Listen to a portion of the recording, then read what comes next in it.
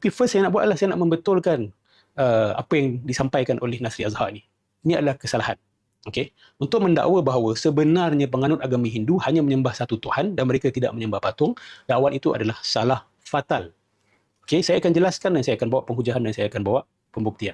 Okey. Pertama sekali, kenapa saya address isu ni? Sebab benda ni serius, besar. Bahaya besar dakwaan ni adalah mengatakan seolah-olah Hinduism yang diamalkan hari ini adalah tauhid. Dan penyembahan berhala bukanlah bermasalah dari segi akidah. Implikasinya apa? Implikasinya adalah tauhid equals syirik. Maka dah tak ada syirik lagi dah. Kan dah tak ada syirik dalam muka bumi ni. Penyembahan patung pun bukan syirik. Kan penyembahan dewa-dewi juga bukan syirik. Percaya kepada tuhan-tuhan yang berbeza itu juga bukan syirik. Maka ini bahaya dia. Di sini adalah bahaya dia.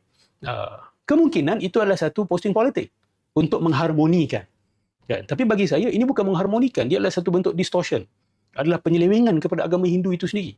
Walaupun ada sebahagian ataupun segelintir penganut Hindu yang kepercayaan mereka kepada Hinduism adalah seperti yang dijelaskan oleh saudara Nasri ni. Ada. Saya tak nafikan benda tu. Nanti saya jelaskan apa nama aliran tersebut. Tetapi rata-rata masyarakat Hindu bukan begitu. Yang diamalkan oleh rakyat marhain Hindu. Bukan ini yang disampaikan. Bukan ini yang mereka pegang. Saya akan bawa bukti. Okey. Okey. Saya akan sandarkan saya punya dakwaan ni kepada kajian ulama yang tersohor. Ya.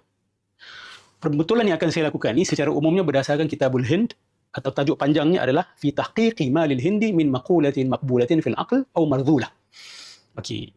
Iaitu kajian lapangan oleh Abu Raihan Al-Biruni. Lahir 973, meninggal 1048 Masihi. Dia tulis buku ni berdasarkan kajian lapangan dia. Dia pergi India. Dia tinggal di India selama lebih daripada 12 tahun. Dia belajar bahasa Sanskrit. Okey. Berkenaan apa buku ni? Berkenaan kepercayaan utama masyarakat India ataupun masyarakat Hindu pada era tersebut. Jadi Al-Biruni ni adalah antara orang pertama dalam sejarah yang mengajar kita macam mana nak buat kajian berkenaan dengan agama lain secara jujur. Dia bukan saja study agama, dia tapi juga adalah satu anthropological study. Ya.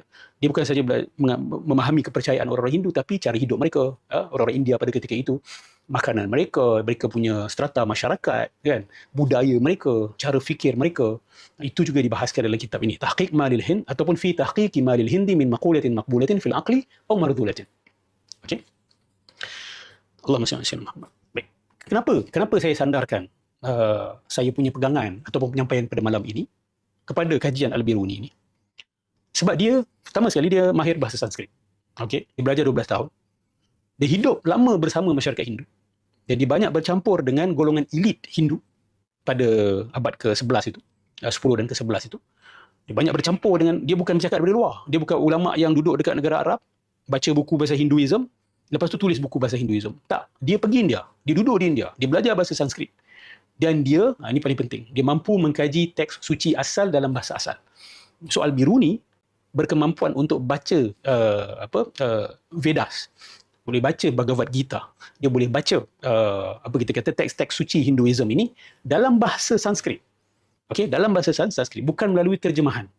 Bahkan dia sudah ada kemampuan untuk menterjemahkan. Tak silap saya, dia menterjemahkan buku Patanjali, yoga, satu buku yoga Hindu. Al-Biruni menterjemahkan ke dalam bahasa Arab. That means dia dah sampai satu tahap penguasaan bahasa Sanskrit yang begitu tinggi sehingga dia boleh menterjemahkan. Waalaikumsalam warahmatullahi wabarakatuh. Marhaban semua. Okey. Kemudian dia adalah seorang polymath. Polymath ni adalah seorang yang kepakaran dia banyak. Dia bukan saja pakar dalam bidang ilmu ni lah, perbandingan agama dan juga antropologi. Dia juga adalah seorang ahli sains, kan. Baru-baru ni saya cerita berkenaan dengan bagaimana Al-Biruni inilah antara orang pertama yang mengukur ukur lilit bumi. Kan, dia mengira the circumference of the earth hanya menggunakan trigonometri dan sin cosine. Sin cosine rule tu diguna dan dia ukur lilit bumi tu, mengukur ukur lilit bumi, circumference of the earth. Ketepatan dia is 99% berdasarkan kalau dibandingkan dengan ukuran hari ini. Can you imagine 1000 years ago, seorang pemikir Muslim kita telah mengukur lilit bumi ini dan ketepatan dia is 99% kalau dibandingkan dengan ukuran hari ini. Maksud dia 1% off saja. 1% off saja. Okay. So dia ni adalah minda kelas pertama. The genius of the Muslim, one of the geniuses of the Muslim world. Dia tulis pasal, tak silap saya, pasal maths, pasal macam-macam astronomy pun ada juga. Okay, hebat Al-Biruni ni, luar biasa. Okay. Okay, lagi satu, berkenaan dengan Al-Biruni, dia punya dia punya metodologi penulisan buku itu. Dia bukan cacat marba, bukan sembarang, bukan sembrono. Ada orang yang bila tulis tentang orang lain, dia campur aduk apa yang dia percaya dengan apa yang orang tu percaya. Sehingga bila pembaca, bila baca, dia dah tak tahu dah. Ni siapa yang percaya ni? Penulis yang percaya macam tu ataupun objek kajian itu yang percaya macam tu. Orang-orang yang dikaji itu yang percaya macam tu. Ni kepercayaan siapa? Kadang bercampur aduk. Tapi Al-Biruni ni, dia mengajarkan objektiviti. Dia sebut dalam buku dia. Dia sebut metodologi penulisan ni. Dia kata, aku menulis berdasarkan apa yang mereka percaya. Bukan apa yang aku nak mereka percaya. Dan bila dia tulis komen, katalah dia tak setuju dengan sebahagian pandangan mereka, dia akan komen dan dia akan kata, ini komen aku. So dia pisahkan. Okay. So dia objektif dan metodological kan. Dia menyampaikan seperti yang dia lihat dan dengar dari penganut Hindu sendiri. Dia kritik sebahagian ulama Islam yang tulis berkenaan agama Hindu secara tidak adil dan tidak objektif. Ni dia sampai kritik sebahagian ulama Islam yang tulis pasal agama Hindu duk menghentam, tapi hentaman tu tak kena. Orang Hindu tak pegang pun benda tu. Dia duduk daripada jauh, dia tak pernah bersama-sama dengan masyarakat Hindu. Dia tak benar-benar faham kepercayaan mereka, tapi dah buat buku kritikan, macam-macam kritikan, penolakan. Jadi dia punya kritikan tu menjadi tidak begitu terhormat lah. Kan? People will not take it seriously. Okay. Kemudian, Al-Biruni ni, kredibilitinya diakui oleh sarjana Hinduism moden sekalipun. Hari ni, kalau kita tengok pekaji-pekaji Hindu, Indian Studies, nama Al-Biruni ni adalah mulia. Dia dikira sebagai antara pioneer dalam anthropological study of comparative religion ataupun study of religion by those who is outside of that religion. Okay, dia antara pioneer, antara kita kata sebagai tokoh utama. Dia punya nama ni tinggilah.